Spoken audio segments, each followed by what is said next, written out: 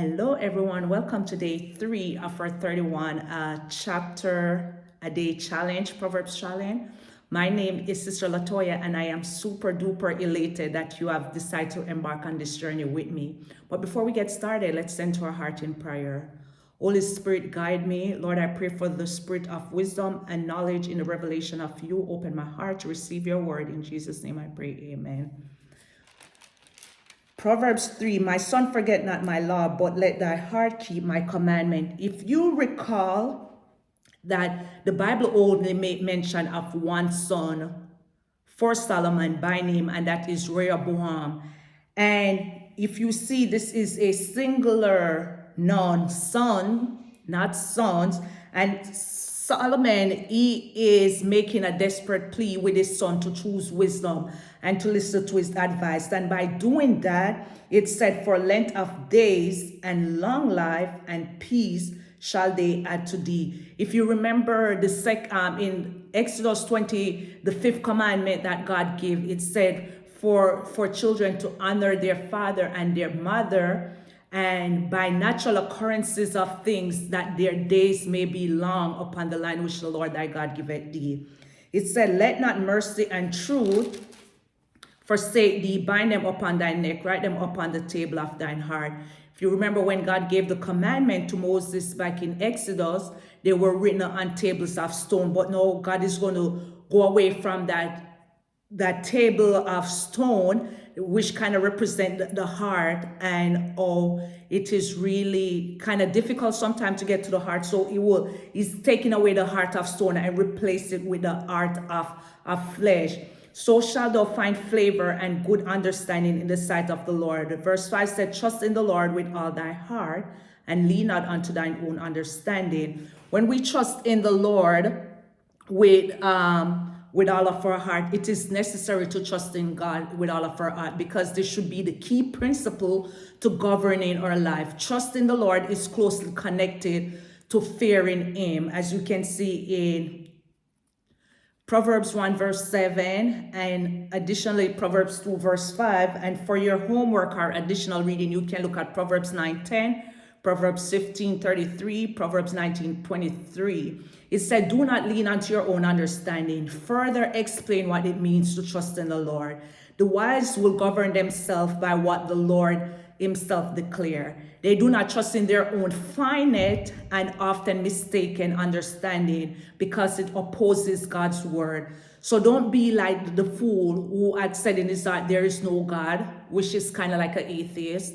But we need to trust in God finite mercy, trust in God finite understanding, because infinite understanding, because our finite understanding is us not relying on God. And it said to trust in God with all of your heart. It didn't say some, because when you do some or a few, that is partial, but it said all, so that means 100% of it need to be on God. And it said, in all your ways that acknowledge him, and he shall direct your path. In all your ways, when you acknowledge God, in all your ways, when you put him first, then he is going to be the compass that guide you. He will be your God's positioning system, the GPS that will guide us in the right path. And it said, be not wise in thine own eyes, fear the Lord, and depart from evil. It shall be held to thy navel and narrow to thy bones. And we know that sometimes we can be wise in our own eyes, but we need to govern ourselves with the wisdom of God. It said that honor the Lord with thy substance and with the first fruit of all thine increase. Everything that we have, we need to be giving the best to the Lord. So give generously unto the Lord. Give God your first, give God your best, not your leftover. It all belonged to him in the first place, because Psalms 24 said that the earth is the Lord and the fullness thereof. So everything belongs to God from beginning. But he afforded us the opportunity to achieve it, the opportunity to enjoy the fruit of our labor.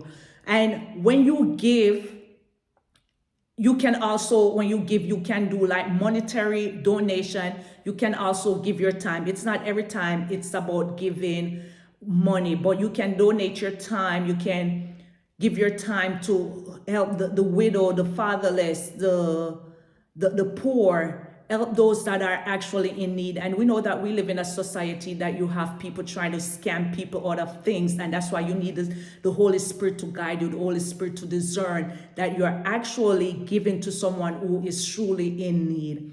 And it said, so shall thy barns be filled with plenty, and thy presses shall burst out with new wine.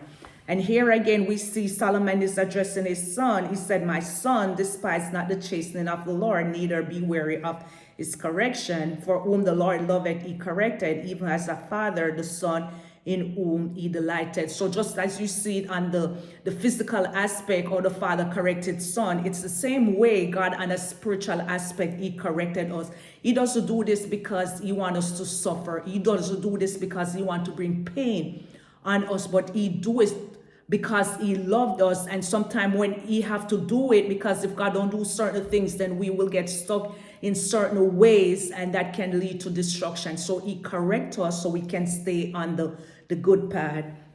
And it said, happy is the man that findeth wisdom, and the man that getteth understanding. So the man that getteth findeth wisdom, he is elated, because wisdom is a rare commodity. And we see that the book of Job, the book of Psalms, the book of Ecclesiastic, they use wisdom as a key term into their teaching.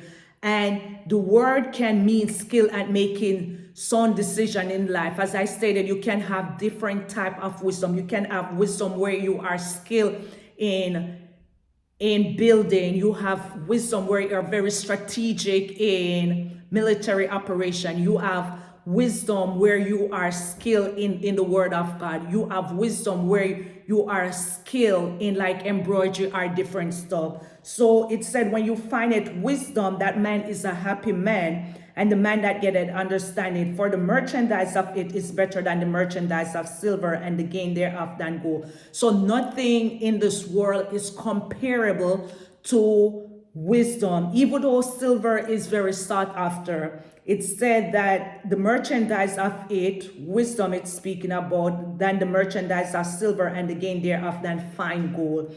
She is more precious than rubies, than all the things that thou can desire are not to be compared unto her. So Solomon is letting us know, like, everything that you are probably trying to get in this world, nothing can compare. There's nothing in comparison to gaining wisdom. Wisdom is more precious than all the treasures, more than all the stones that you can ever think about. And if you look at the different, or people will mine for all these minerals and stuff, in comparison, they are nothing compared to wisdom. And that's why Solomon is letting his son know, like, seek wisdom. And when you seek wisdom, then it is better. It's like a hidden treasure that you find, and you don't want to lose it. And it said, wisdom will give you length of days, is in her right hand, and in her left hand, riches and honor. So the things that you're craving for, the things that you're seeking for, if first you seek wisdom, guess what? In the end, wisdom will give you all the things that you are trying to find, the things that you are going after. And he said, her ways are ways of pleasantness, and all her paths are peace. She is a tree of life to them that lay hold upon her, and happy is everyone that retaineth her. So this tree of life, because remember, the first instance we hear about the tree of life is back in Genesis 2 and verse 9. So it said, she is a tree of life to them that lay hold upon her. And the Lord by wisdom had founded the earth, by understanding had he established the heaven. By his knowledge, the depths are broken up, and the clouds drop down in dew. So basically, we have seen that they have used these wisdom, knowledge, and understanding interchangeable with each other. It's like they work together, they knit. It's like they married each other. So God, through his wisdom, he had founded the earth. Through his understanding, he established the heavens. And by his knowledge, the depths are broken up. And verse 21 said, my son, let them not depart from thy eyes. Keep on wisdom and discretion. So shall they be life unto thy soul, and grace to thy neck. Then shalt thou walk in thy ways safely, and thy foot shall not stumble. When thou liest down, thou shalt not be afraid, yea, thou shalt not lie down, and thy sleep shall be sweet. So Solomon is letting his son know, if you have wisdom, when you lie down, you're not going to be afraid of of somebody, of the thief. You're not going to be afraid of the robber. You're not going to be afraid of the darkness. You are not going to be afraid of anything, because wisdom is governing your life. And because of that, we know it say that perfect love casts out all fear. Once you have wisdom, you have the love of God. And because of that, then you do not have no fear in you. So even though chaos may be going around, it's like wisdom is a safety net. Wisdom guide you. And it said, so shall thy life unto thy soul, and grace to thy neck. Then shall thou walk in thy way safely, and thy foot shall not stumble.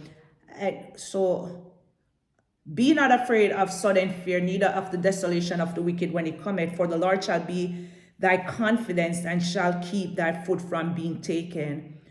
And withhold not good from them to whom it is due, when it is in the power of thy hand to do so. Say not unto thy neighbor, go and come again, and tomorrow I will give, when thou hast it by thee. So if you have the things that your neighbor is asking for, don't be deceitful, don't lie and say, I don't have it, go and come back again, because you don't know what can happen in that instant when you turn that person away. If you remember the rich man, when he have all his wealth and stuff, instead of he give it to the poor, the fatherless, or people who are in need, what did he say? He want to store up all that stuff for himself, even though he was just one person. And he said, oh, tomorrow I'm going to be like a bigger barn. But it said what? That he died that night, and all that stuff that he have, he couldn't take it with him. So if you have the things in your possession, do the right thing and give it unto your neighbor. Do not withhold it from those who ask of you. Give it to them. Because when you do this, you are doing the will of the Father. It said, devise not evil against thy neighbor, seeing he dwelleth securely by thee. Be a good neighbor. Do not violate the trust or confidence that a person has in you to do good. Don't turn that into evil. The last two commandments in Exodus 20:16 through 17, it addressed that one should not go against or do things against their neighbor. Jesus said the second greatest commandment was to love your neighbor as yourself. When you love others as yourself, the same thing that you want for yourself, it's the same thing that you want for them. So we should not violate that trust, but we should be good neighbors unto our neighbor. And verse 30 said, strive not with a man without cause, if he have done thee no harm. So we are to live peaceable with all men if possible. We are supposed to be the peacemaker. We are supposed to reflect Christ. We are Christ's ambassador. We need to be Christ-like. Strive not to be a man. Strive not with a man without cause. And even if they do you stuff with a cause, you be the bigger person. You be Christ-like. You do not try to repay evil with evil, but you repay evil with good. Try to reconcile. Try to find a middle ground. And that is how we're able to win others over, because Jesus demonstrated that evil to his enemy. Even in one instant when James and John was like, should we call down fire from heaven? What did Jesus say? He had to rebuke them. And even though they spit on Jesus, they mocked him, they beat him, and they do all this thing to Jesus, what did he do? He could have prayed for God to strike them, but instead we see that he prayed that, Father, forgive them, because their understanding is darkened. They are clueless to what they're doing. So we need to try to be more like Christ and do not be evil. It said in verse 21, envy thou not the oppressor, and choose none of his way. So don't try to be like the person who is oppressing others. Don't envy his way. Try to steer clear away from that person. And it said, for the froward is an abomination to the Lord, but his secret is with the righteous. The curse of the Lord is in the house of the wicked, but he blesses the habitation of the just.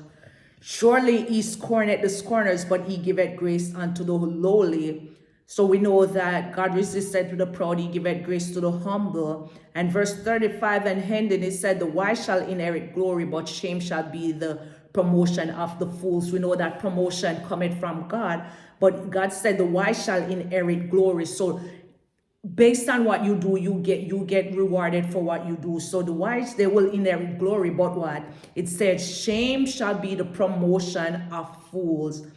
And if I should leave our wisdom nugget today, I'm going to leave two verses. It would be Proverbs 5 and 6, where it said, trust in the Lord with all thy heart and lean not unto thine own understanding. In all your ways acknowledge him, and he shall direct your path. Stop doing your own thing. Stop following your own path. Just trust in God. Lean not unto your own understanding. Lean not unto your finite understanding, but instead lean on to the infinite understanding of God. Seek wisdom, and when you do that, it will govern and guide your path. I hope this message resonates with you. Have a blessed day. Remember that God loves you with an everlasting love, and see you tomorrow for day 4 of our 31 a chapter a day challenge. Bye.